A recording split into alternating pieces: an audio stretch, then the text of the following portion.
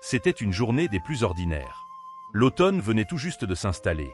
Les feuilles tourbillonnaient lentement derrière les fenêtres, tombant dans la cour de l'école. Nous étions en cours de littérature avec Monsieur Dubois.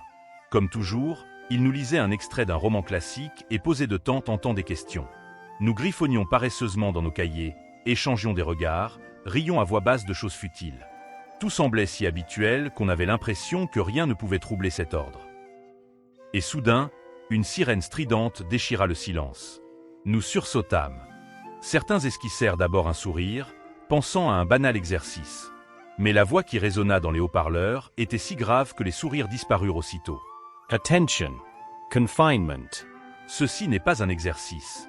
Je répète, ce n'est pas un exercice. La voix tremblait, comme si la personne elle-même était paniquée. Un silence de plomb tomba dans la classe. Nous nous sommes regardés, ne sachant comment réagir.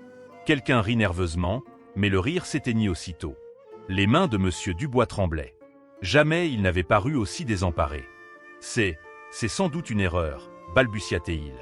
Mais même lui ne crut pas à ses propres mots. Soudain, des cris éclatèrent dans le couloir. Quelque chose tomba avec fracas.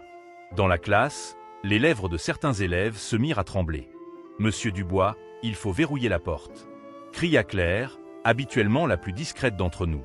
Son hésitation ne dura qu'une seconde, mais elle parut une éternité. Puis il éteignit brusquement la lumière, plongeant la salle dans l'obscurité, et murmura « Vite !» derrière les armoires et sous les tables. Silence. Nous nous précipitâmes. Les chaises grincèrent, quelqu'un trébucha, quelqu'un éclata en sanglots. J'aidai Marie à se glisser sous une table, puis je me suis serré contre Claire derrière une grande armoire. Mon cœur battait si fort qu'il me semblait résonner dans toute la classe. Dans le couloir, des pas martelaient le sol. D'abord un, puis d'autres. Quelqu'un courait. Puis un bruit éclata, semblable à un claquement. Quelqu'un tout près de moi murmura « Un coup de feu ». Nous nous figeâmes. Même notre souffle devint un ennemi. Dubois porta un doigt à ses lèvres, bien que personne n'osât déjà bouger. Le temps s'étirait à l'infini. On aurait dit qu'une demi-heure s'était écoulée, alors qu'il n'y avait eu que 2 minutes. Et soudain, la poignée de la porte bougea. Quelqu'un essayait d'entrer. Mes mains se glacèrent. Je serrai la main de Claire si fort qu'elle sursauta. Mais elle ne me repoussa pas et la poignée bougea encore. Plus fort. Puis s'immobilisa. Derrière la porte, silence. Nous attendîmes. 1 seconde. 2. 5. Puis des pas, lents, s'éloignant. Quelqu'un près de moi sanglota de soulagement. Mais la peur ne disparut pas. Elle changea simplement de forme. Nous avions désormais peur de ce qui allait suivre. Marie murmurait une prière. Thomas tenait sa petite sœur dans ses bras. Elle avait eu le temps d'entrer dans notre salle avant le confinement. Jules se mordait les lèvres si fort que le sang perlait. Et moi, je regardais Monsieur Dubois. Il se tenait près de la porte, nous protégeant de son corps. Pour la première fois de ma vie, je le voyais non pas comme un professeur, mais comme un homme prêt à risquer sa vie pour nous. Les minutes s'étiraient atrocement. Chaque bruit derrière la porte était perçu comme une sentence. Parfois on entendait des pas précipités dans le couloir, parfois des coups sourds contre les murs, et parfois un silence si profond qu'il faisait bourdonner nos oreilles. Dans l'obscurité, le temps perdait son sens. Quelqu'un murmura « Combien de temps s'est écoulé ?» Personne ne savait. Dans la tête de chacun, les secondes ne s'écoulaient pas au même rythme. Jules murmura doucement « Je ne veux pas mourir ». Puis se tut, comme s'il avait eu peur de ses propres mots point clairs, sans lâcher ma main, chuchota dans l'obscurité « Personne ne va mourir. On doit y croire. » Croire? Jules eut un rire amer. Et si derrière la porte? Chat. L'interrompit Monsieur Dubois. Sa voix était basse mais ferme. Tant que nous sommes ensemble et silencieux, nous avons une chance. Ces mots eurent un effet étrange. Il semblait même que les murs se rapprochaient, devenaient plus rassurants. Nous tremblions un peu moins. Des souvenirs remontaient. Le matin même, nous rions encore à la récréation, discutions d'un contrôle, disputions pour savoir qui courait le plus vite au foot. Et maintenant nous étions assis dans le noir, craignant de respirer. Le contraste était si violent qu'on avait envie de crier. « Quand tout ça sera fini » murmura Marie, la tête enfouie dans ses genoux. « J'irai chez ma grand-mère en Provence. Là-bas, c'est calme. Il y a les vignes. Là-bas, il n'y a pas d'alarme comme ça. » Sa voix était si enfantine que j'en eus le cœur serré. Thomas se pencha vers elle et murmura « On ira tous chez toi. On cueillera du raisin et on rira. » Marie sourit à travers ses larmes. « C'était le premier sourire depuis le début. Soudain, un bruit sourd retentit au loin. Nous sursautâmes tous en même temps. Mais bientôt un autre son s'éleva, dans les haut-parleurs, « Restez à vos places.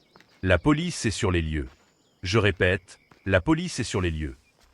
Ces mots résonnèrent comme une fine fissure dans le mur de la peur. Pour la première fois depuis longtemps, quelque chose ressemblant à de l'espoir naquit en nous. « C'est vrai ?» demanda quelqu'un de sous une table. « Je ne sais pas, » répondit Dubois, et sa voix sonnait sincère. « Mais on attend. On attend seulement. » Il se tenait appuyé contre la porte et paraissait fatigué, mais inébranlable. Je compris pour la première fois que les adultes aussi pouvaient avoir peur et rester malgré tout un pilier. Quelques minutes plus tard, on frappa 3 fois. Le bruit était rythmé, calme. Puis une voix, « Police. » Ouvrez. Nous nous sommes tous regardés. Dans le noir, nos yeux brillaient de peur. Personne n'était sûr. « Prouvez-le, » dit fermement M. Dubois. Sa voix sonna autoritaire pour la première fois depuis le début. Point derrière la porte, on donna le mot de passe. Lui seul le connaissait. Ses épaules frémirent et il soupira lourdement. « C'est eux, » dit-il, et il commença à déplacer lentement l'armoire qui bloquait la porte. La porte s'entr'ouvrit, et 2 hommes en uniforme apparurent dans le couloir. De vrais policiers. À cet instant, les yeux de beaucoup d'élèves se remplirent de larmes. « Tout va bien. Suivez-nous, » dit l'un d'eux d'une voix calme. La tête baissée, les mains visibles. Nous nous sommes mis en file indienne. Le professeur en tête, suivi de Jules, Claire, Marie. Je serrai la main de mon amie, si fort qu'elle en était devenue blanche. Dans le couloir, ça sentait la poussière et quelque chose de brûlé. Les lampes clignotaient, s'allumant et s'éteignant, ce qui donnait l'impression de marcher à travers un rêve. Plus vite, mais en silence, répétait le policier en nous jetant un regard. Tous les quelques pas, chaque froissement résonnait en écho. Au loin, une porte claqua, et nous nous plaquâmes contre le mur. À cet instant, je compris que nous étions une petite chaîne humaine essayant de s'échapper d'un immense piège. Marie renifla encore. Thomas posa doucement sa main sur son épaule, et elle se tut. Lorsque nous passâmes devant l'escalier, des cris forts montèrent du bas. Le policier leva la main, ordonnant l'arrêt. Nous fîmes halte. Mon cœur battait si fort qu'il semblait prêt à nous trahir tous. Puis un ordre passa dans la radio, et on nous fit avancer à nouveau. Les portes de certaines salles de classe étaient grandes ouvertes, les tables renversées. Nous voyions les traces de la panique, comme si l'école n'était plus une école.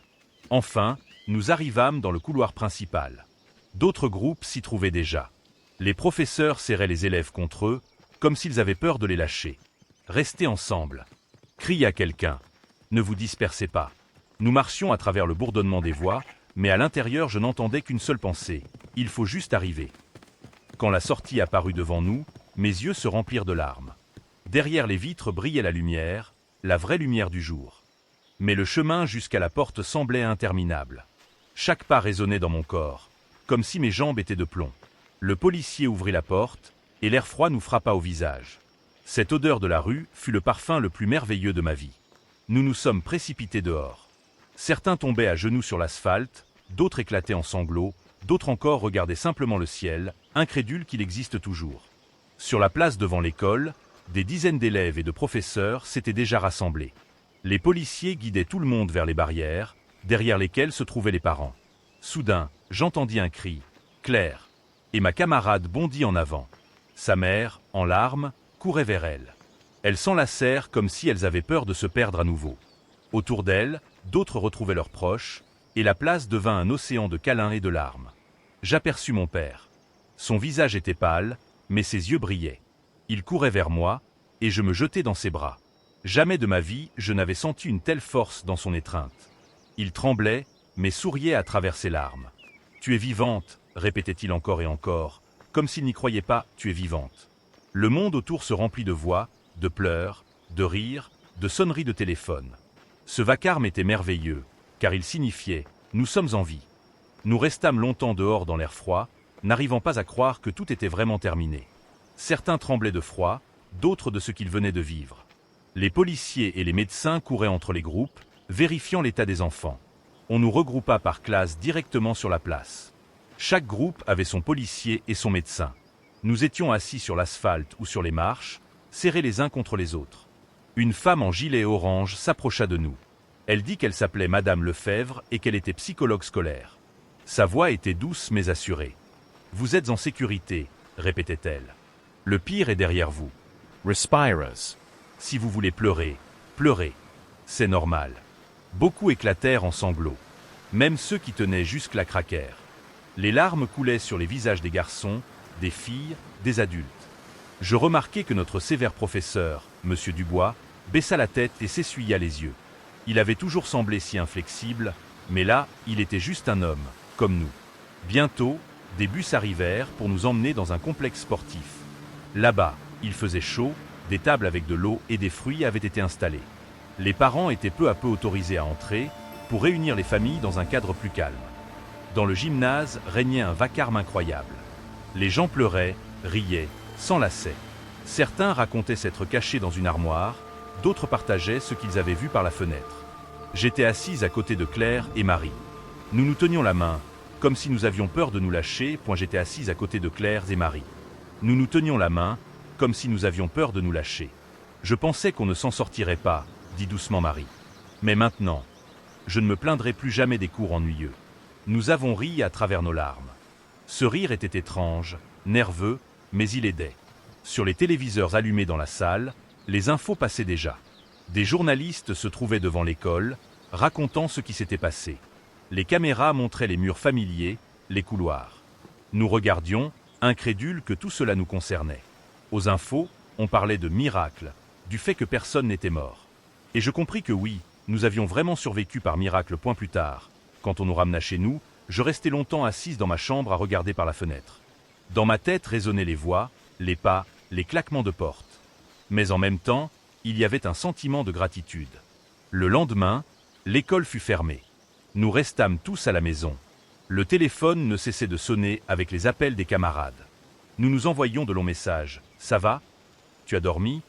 J'ai peur. » Peu à peu, nous avons recommencé à nous voir. Dans le parc, au café. Juste pour être ensemble. Quand nous étions proches, la peur s'éloignait. Une semaine plus tard, l'école rouvrit. Nous y sommes retournés. Au début, nous marchions dans les couloirs avec prudence, comme si les murs pouvaient s'animer. Mais peu à peu, la vie reprit son cours. Les professeurs devinrent plus doux. Ils nous écoutaient davantage. En classe, on parlait souvent des émotions, de la façon de gérer la peur. Je remarquai que nous, les élèves, avions aussi changé. Nous nous disputions moins pour des broutilles, nous nous aidions plus souvent. Parfois, la nuit, je me réveillais en sueur. Mais dès que je repensais au visage de mes amis, ça allait mieux. Nous avions survécu. Nous étions ensemble. Depuis ce jour, j'ai compris. La valeur de la vie n'est pas dans les notes ni dans les victoires. Elle réside dans le fait d'avoir auprès de soi ceux qu'on aime et qui nous aiment. Et je me suis juré, ne plus jamais perdre de temps. Plusieurs mois ont passé. Il semblait que la vie avait repris son cours, mais en réalité, elle ne serait plus jamais vraiment normale. L'école était devenue différente. À l'entrée, des portiques détecteurs de métaux, des agents de sécurité. Chaque jour, en passant le contrôle, nous nous rappelions ce jour-là. Mais en même temps, un nouveau sentiment est apparu. Nous étions importants. On prenait soin de nous. Personne ne disait plus « les élèves doivent juste étudier ». On disait désormais « les élèves doivent être en sécurité ». Les cours étaient différents. Les professeurs laissaient plus de temps pour parler. Parfois, toute la classe partageait ses souvenirs ou ses peurs. Et cela faisait partie de l'apprentissage. Avec Claire et Marie, nous étions devenus encore plus proches. Parfois, un simple regard suffisait pour nous rappeler ce jour-là, sans mots. Jules, celui qui disait qu'il avait peur de mourir, s'était mis à écrire de la musique. Il avoua que chaque note était pour lui la preuve qu'il était vivant. Thomas se mit à jouer au football avec une telle passion que chaque match semblait une fête de la vie. Moi aussi, j'avais changé. Avant, je me plaignais souvent, des contrôles, de la fatigue, de l'ennui. Maintenant, je me surprenais à me réjouir des petites choses. Le rire des camarades, un matin ensoleillé, l'odeur du café chez mon père. La nuit, parfois, je faisais encore des cauchemars. Je me réveillais dans le noir et j'écoutais le silence. Mais ce silence ne m'effrayait plus, il me rappelait que tout allait bien. Nous avions lancé un journal scolaire. On y trouvait des articles sur l'amitié, le courage, l'importance de savourer la vie. Chaque numéro était particulier. Les parents aussi avaient changé. Mon père me disait plus souvent qu'il m'aimait. Avant, il était gêné de le dire, maintenant il le prononçait chaque soir. Parfois, les journalistes revenaient et posaient encore des questions. Nous étions fatigués des caméras, mais nous comprenions. Les gens voulaient savoir comment nous vivions. Et nous parlions. Car notre histoire n'était pas seulement celle de la peur, mais aussi de la force. Un jour de printemps, nous étions de nouveau en classe. Les arbres fleurissaient dehors, et le soleil inondait le tableau. Le professeur s'arrêta, nous regarda et dit « Vous êtes les élèves les plus courageux que j'ai connus. » Et à cet instant, je compris, nous n'avions pas seulement survécu. Nous avions grandi. Nous étions devenus différents. Ce jour-là laissa une trace pour toute la vie. Mais en même temps, il nous offrit quelque chose que nous ne voyions pas avant. La valeur de chaque minute, de chaque souffle, de chaque personne à nos côtés.